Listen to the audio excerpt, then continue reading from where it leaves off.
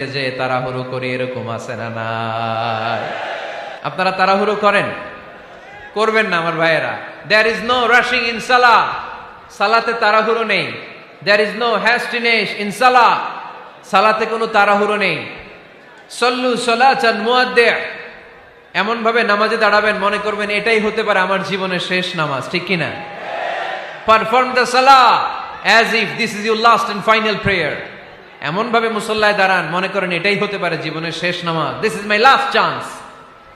এখন বাজে 3:30। কেউ যদি বলে আসরের যে নামাজটা পড়বেন এটাই আপনার জীবনের শেষ নামাজ, ওই নামাজ আপনি তাড়াহুড়া করবেন?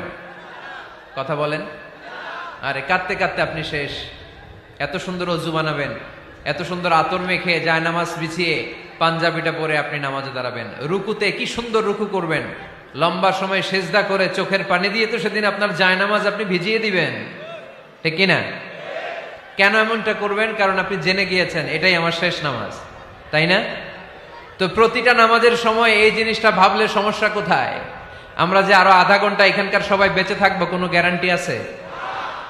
আরো 10 মিনিট হায়াত পাবো, গ্যারান্টি?